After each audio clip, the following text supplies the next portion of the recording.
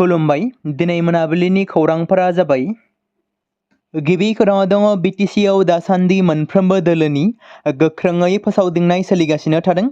बेबादिनो BJP राजखान्थि दोलोआ मिशन BTR फोसावना गोख्रों राजखान्थि फोसावदिं खालामगासिनो थादों।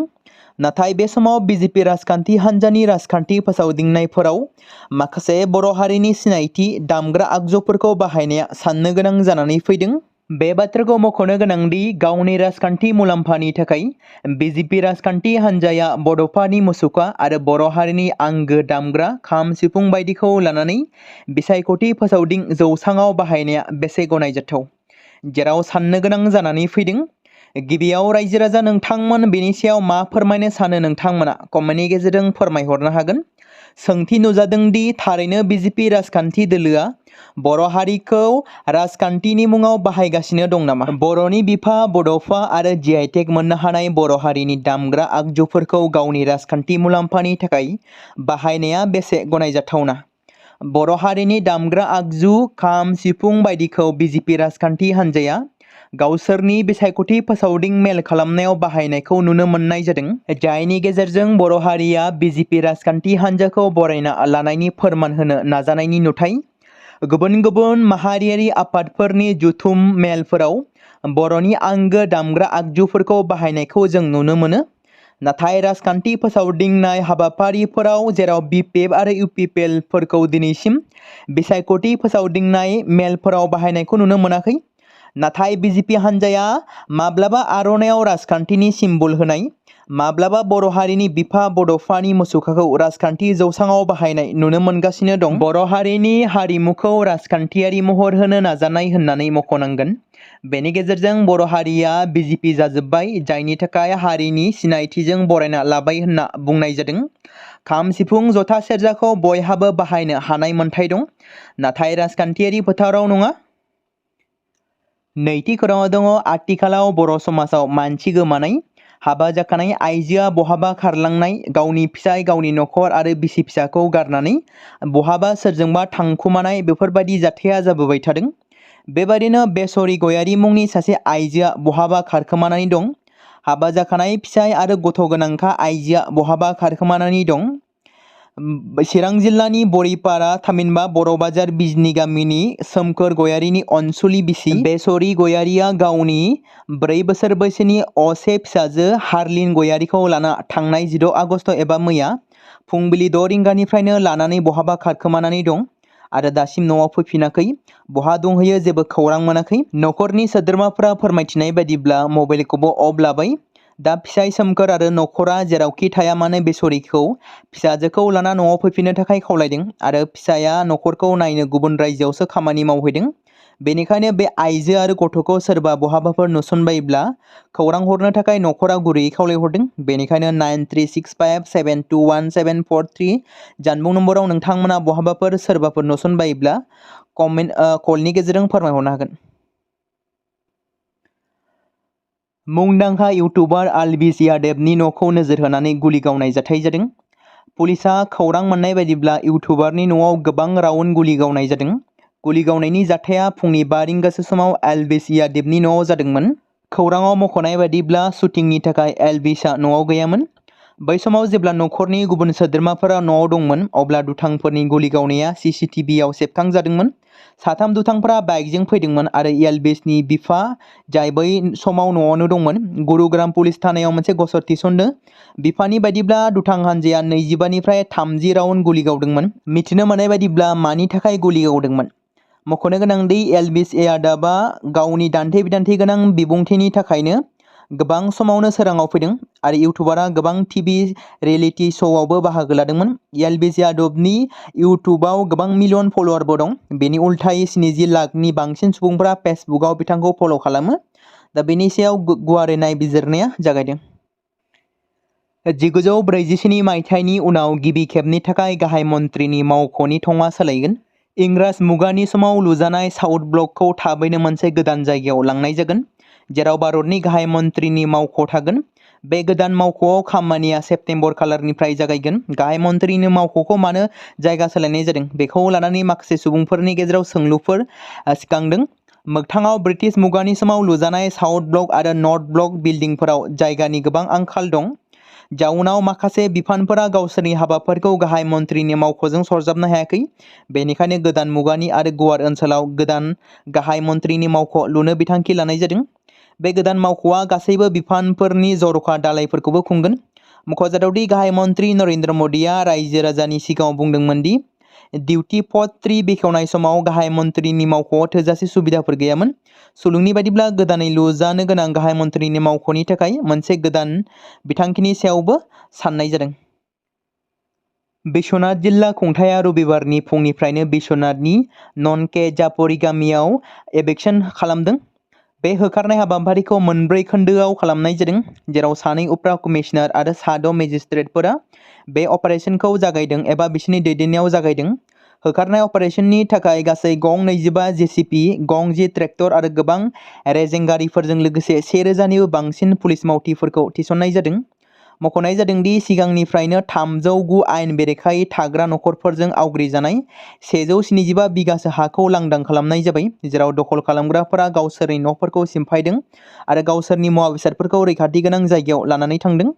मिथिनो मोननाय बायदिब्ला बिश्वनाथ जिल्ला कमिशनारनि बिथोन बादियै 1986 मायथाइनि आसाम हा आरो खाजोना रेगुलेशननि सिङाव बिथोन BNS 1/2023/MISC/149 दफाफोर आरो 18/2 आरो 18/3 नि बादियै 15 साननि गेजेराव जायखिजाया दाथाय, गला एबा न'फोरखौ बोखारनो एबा सिमफायनो बिथोन होनाय जादों। दैबाना आरो खुरखानायजों गोहोम गोग्लैनाय बे सुबुंफोरा बे समाव दखल खालामजानाय हाखौ बायदोंमोन। प्रमद बर'नि दैदेननाय BTR सोरखारा गोबां समफोरावनो रायजो राजाफोरनि बाख्नायजाथाव खामानि मावनायखौ नुनो मोनबोबाय थादों। बेबायदिनो अदालगुरि जिल्लानि रौतायाव सा 25 फिसा फालांगियारि मावग्राफोरनो BTC सोरखारनि दैदेननायाव मावफुं सोद्रोमा डक्टर नीलु सरगियारिया सुबिदा बादियै साइकेल राननानै होदों। साइकेल राननाय हाबाफारियाव EM डक्टर नीलु सरगियारिया बाहागो लानानै EM राकेश ब्रह्मखौ साबायखर जासिदों। बिथां नीलु सरगियारिया ओरैबायदि बुंदों दि थांनाय गोलाव बोसोर 17 बोसोराव BPF सोरखारा जायखिजाया बिथांखिनि गेजेरजों सुबुंफोरनो मुलाम्फा होनायाव फेलें जादों होनना बुंथिदों डक्टर नीलु सरगियारिया। नाथाय प्रमद बर'नि सोरखार फैनायनि उनाव रायजो राजाफोरनो गोबां मुलाम्फाफोरखौ होनो हादों बेबायदि बुङो आरो गोदोनिफ्रायनो गोबां खस्थ'जों भुगिनांबोनाय एबा नखर खुंबोनाय नखराव साइकेल गैजायै थाबायनानै फालांगिरि खालामग्राफोरा बे रेहायखौ मोन्दों होनना बुंबावो नीलु सरगियारिया। बे समाव नोंथांमोननि गेजेराव फोसावनो लादों बर'नि जोहोलाव NDBनि गायसनगिरि आरो आफादगिरि रन्जन दैमारिनि सुंद'यै बिथांनि बागै। गोबां बर' रायजो राजाफ्रा सिमां सुजुनानै दोननाय डियार नाब्लाया माब्ला उदां अख्राङाव फैनो हागोन? माब्ला समाव बर' बिमा रायजो राजाफोरनि मेगननि मोदैया बोहैगागोन एबा जोबनानै थांगोन? मख'नो गोनां बाथ्रा दि थांनाय 2020 मायथाइनि 27 जानुवारि खालाराव बर'नि थामथि गोजोन गोरोबथा BTR गोरोबथाया जानानै थांदोंमोन। फारियै एबसु, बारग' NDB, UBPO आरो आसाम सोरखार आरो भारत सोरखारनि जथायै बर'नि थामथि गोरोबथा BTR गोरोबथाया जानानै थांदोंमोन। जाय गोरोबथानि सागानगिरि खालामगिरि महरै गेदेमा रन्जन दैमारि बिथाङाबो दंमोन। BTR दफानि गेजेरजों गोबांथार बारग' NDBफोरखौ उदां खालामनाय दफाया दंमोन, नाथाय उदां खालामनाय दफा थासेयावबो माखासे बारग' NDBफोरखौल' उदां खालामब्लाबो दासिमबो CBI केसजों एक्टिभ जानानै थानांनाय रन्जन दैमारिखौ उदां लाबोनो हायाखै। बे बाथ्राखौ मख'नो गोनांदि मुलुगाव मोनसेबो एकर्ड जायाखै जेराव एकर्डनि सागानगिरिया जोबथेसालियाव थानांनाय। जेराव एकर्ड खालामनाय लोगो लोगोनो गासैबो उदां अख्राङाव फैनो हादों। नाथाय जोंनि मानिजाथाव रन्जन दैमारिया मानो दाबो उदां जायाखै? बे बेलायाव नोंथांमोना मा बुंनो सानो? गोबां समफोरावनो माखासे बर'नि दैदेनगिरि खुंथायाव थानाय दैदेनगिरिफ्रा उदां खालामसिगोन। उदां खालामनो थाखाय सोरखारजों सावरायगासिनो एबा सावरायदों बेबादि रायजो राजाफोरनि सिगाङाव गोबां खेब बुंबोबाय थादों, नाथाय दासिमबो उदां जानानै फैयाखै। थांनाय 2024 मायथाइयाव रन्जन दैमारिनि मोनसे हियारिं जानो गोनांमोन, नाथाय उकिला 2025 मायथाइनि जोबनाय समहालागैसो बिथांनि फिन बेल हियारिंआ जागोन होननानै बुंनायाव हियारिंआ फावसायो एबा थाथ'नांगौ जायो। आसा खालामो थाबैनो जाहाथे गुबुन गुबुन बारग' NDBफ्रा जोंनि गेजेराव बिसि फिसा नखरजों थाबैनो खाबु मोनदों, बेबायदिनो जाहाथे बिथां गेदेमायाबो थाबैनो बेल हियारिंनि गेजेरजों उदां अख्राङाव फैनो हायो।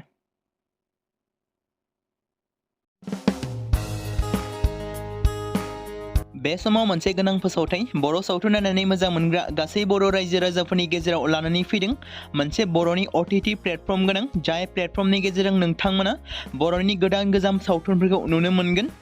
थांनाय माखासे बोसोर सिगां बर'नि गेजेराव लानानै फैनाय निउबो एप बायदिनो फिन आरोबाव लानानै फैदों बर' रायजो राजाफोरनि थाखाय।